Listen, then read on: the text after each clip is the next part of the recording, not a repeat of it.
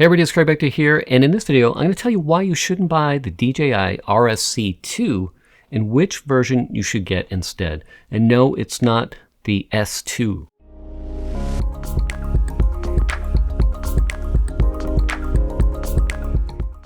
Alright, let's get started. So in this video, we're going to cover some pro tips. We're going to check out some videos shot on this gimbal with the Sony a7S III, and I'm going to share some things that might help you decide which version you should get. Now right off the bat, I'm going to tell you should get the Pro combo. So whether you get the RS2 or the RSC2, you want to get the Pro combo instead. And here's why.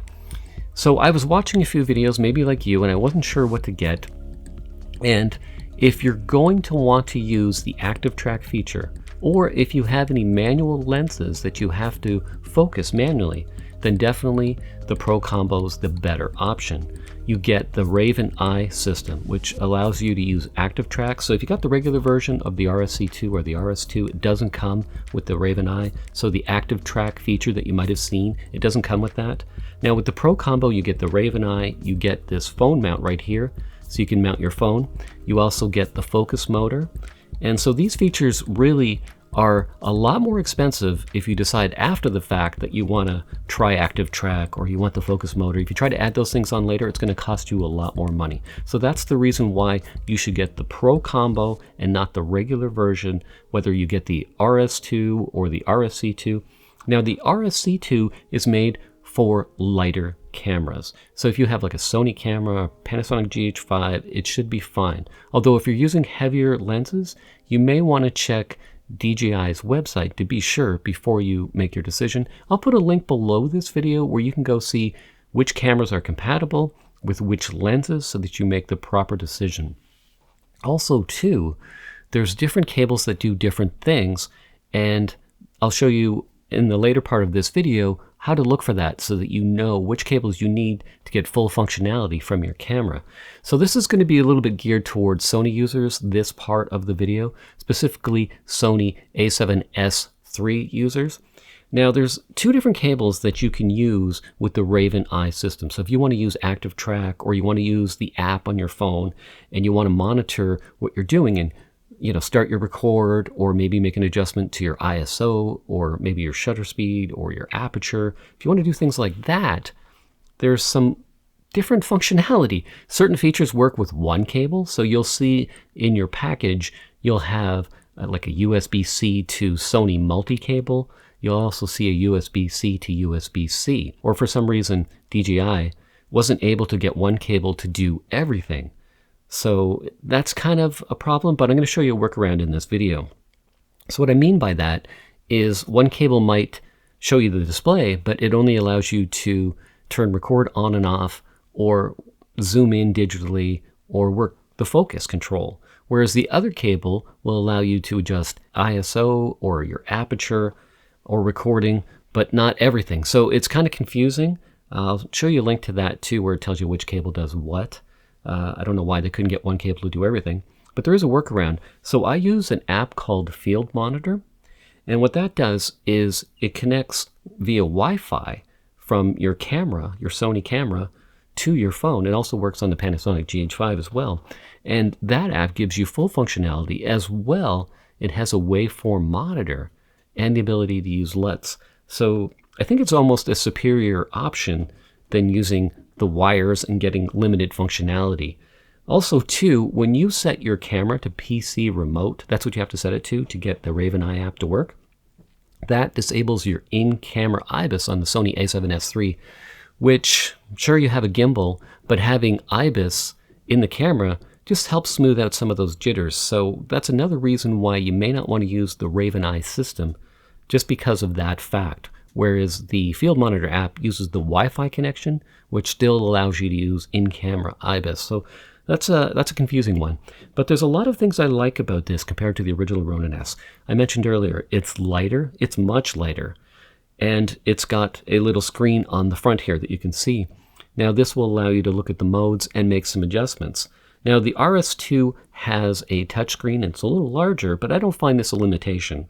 And there's a dial here as well, where you can dial through the menu and adjust different settings. Now also too, you can remove this phone mount here and you can use a NATO rail to use a mount for, say, maybe a Ninja 5 or a larger monitor. So you're not just limited with this on both sides of this. So if you wanted to mount your camera and monitor on either side, you can do that.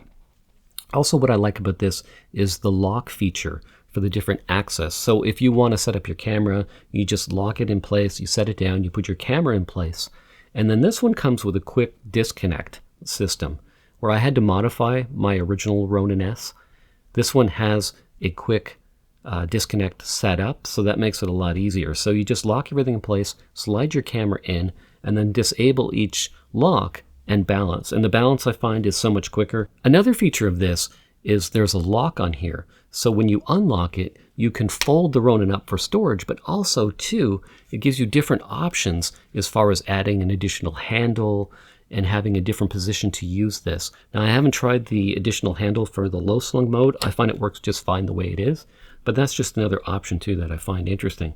Also too, the way this starts up is so much better than the original Ronin. If you've ever had the original Ronin S, you'd press one button to start, then you'd press another button to start, and then to turn off, you had to press two different buttons. With this, you just press the one and it starts. Now, the thumbstick control I find a little bit better on this as well.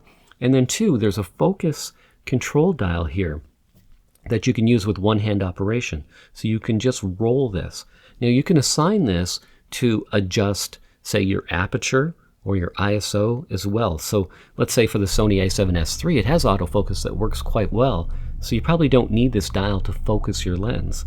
So in that case, you can use this to make small little exposure adjustments with your aperture or with your ISO while you're on the go. So sometimes that happens. Maybe you're outdoors and you're under cloud cover and then the sun comes out and you've got to make a quick adjustment. With this set up for either ISO or your aperture, you can do those. All right, let's have a look at some footage shot on this gimbal at 24 frames per second and also at 60 frames per second slowed down, so you can see how smooth this gimbal actually is.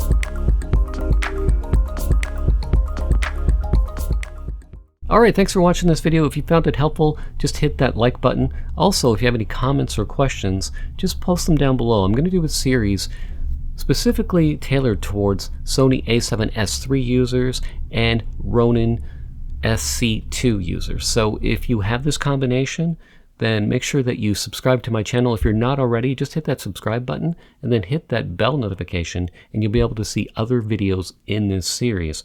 Also, if you have any questions or comments that maybe I didn't address in this video that you would like to see in future videos, just post it down below and I'll make sure I include that information in the next couple of videos that I do in this series. Anyway, thanks for watching. Hit that like button. Like I said, if you don't want to miss those other videos, subscribe, and I'll see you in the next video.